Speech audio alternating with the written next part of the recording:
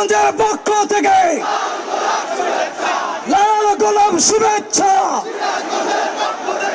অপেক্ষা, প্রিয় মানুষকে দেখতে যত আয়োজন, লাখো মানুষের গগন বিদারী স্লোগানে প্রকম্পিত সিরাজগঞ্জ। অপেক্ষার অবসান হতেই উচ্ছ্বাসে মেতে ওঠেন বিএনপি নেতাকর্মী, সমর্থক ও সাধারণ মানুষ। তারেক রহমান, এগিয়ে চলো, সিরাজগঞ্জবাসী তোমার সাথে। বিসিক শিল্প পার্কের মঞ্চে এসে উপস্থিত জনতার ভালোবাসায় সিক্ত হন বিএনপি চেয়ারম্যান তারেক রহমান। হাত নেড়ে সবার প্রতি কৃতজ্ঞতা জানান তিনি। 2 দশক পর সিরাজগঞ্জে আসেন বিএনপি চেয়ারম্যান। বরাবরের মতোই নির্বাচনী প্রচারণায় সহধর্মিণী ডাক্তার জুবাইদা রহমানও তার সঙ্গে ছিলেন। 12 তারিখে যদি আপনারা জবাব দিতে পারেন ধানের শীষে সিল মারার মাধ্যমে, তাহলে সেই স্বৈরাচাররা যারা আপনার অধিকার কেড়ে নিয়েছিল তারা তাদের জবাব পাবে। বিএনপি চেয়ারম্যান তার বক্তব্যে সব দল, মত ও ধর্মবর্ণের মানুষকে সঙ্গে নিয়ে দেশ গঠনের কথা জানান। বলেন, বিএনপি ক্ষমতায় গেলে সিরাজগঞ্জ হবে তাঁত শিল্প নগরী। কৃষক, শ্রমিক, মেহনতি মানুষের জন্য পরিকল্পনার কথা জানান তারেক রহমান। আগামী দিনে আমরা সিরাজগঞ্জ, পাবনায় উৎপাদিত তাঁত পণ্য আমরা সমগ্র বিশ্বে আমরা রফতানি করতে চাই।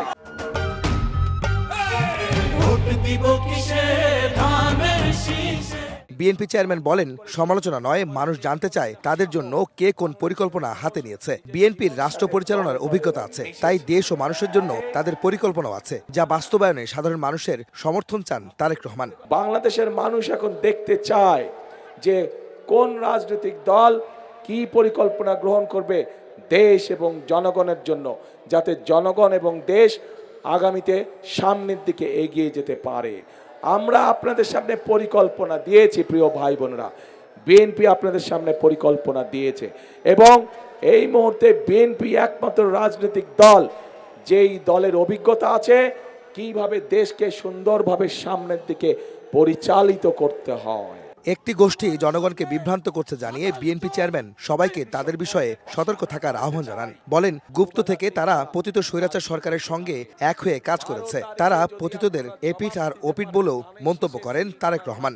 আমাদেরকে সতর্ক থাকতে হবে যে জুলাই আগস্টে গত 16 বছর ধরে আমাদের যে সকল ভাই বোনেরা নিজের জীবন উৎসর্গ করে দিয়েছে এই দেশের মানুষের অধিকার প্রতিষ্ঠিত করার জন্য, সেই অধিকারকে আবার যেন ষড়যন্ত্র করে কেউ স্তব্ধ করে দিতে না পারে, ছিনিয়ে নিয়ে নিতে না পারে। যারা এসে বিভ্রান্তিমূলক কথা ছড়াবে তাদের একটাই নাম, তারা হচ্ছে গুপ্ত। কারণ তাদেরকে গত 16 বছর আমরা দেখি নাই।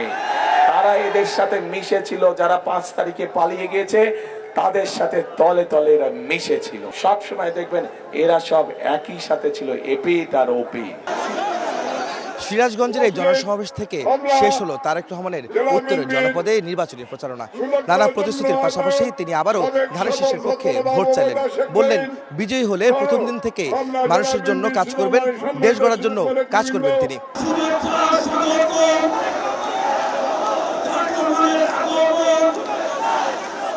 সিরাজগঞ্জ থেকে টাঙ্গাইলের জনসভায় যোগ দেন তারেক রহমান। গণতন্ত্র ফেরাতে জুলাই গণঅভ্যুত্থানের মতোই মানুষকে ভোট কেন্দ্রে আসার আহ্বান জানান বিএনপি চেয়ারম্যান। 5 তারিখে দল মত নির্বিশেষে বাংলাদেশের জনগণ যেমন রাজপথে নেমে এসেছিল, ঠিক একইভাবে আগামী 12 তারিখের নির্বাচনে আপনারা যারা ভোটার, আপনাদের সকলকে ভোট কেন্দ্রে নেমে আসতে হবে। গণতন্ত্র ও মানুষের অধিকার রক্ষায় 12ই ফেব্রুয়ারি জনগণ ধানের শীষের পক্ষে ভোট দেবে বলে প্রত্যাশা করেন বিএনপি চেয়ারম্যান। 12 তারিখে আপনারা বাংলাদেশের মানুষের ভাগ্যের পরিবর্তন করতে পারেন সঠিক ব্যক্তির পক্ষে রায় প্রদানের মাধ্যমে। আহমেদ সারহিন, সময় সংবাদ।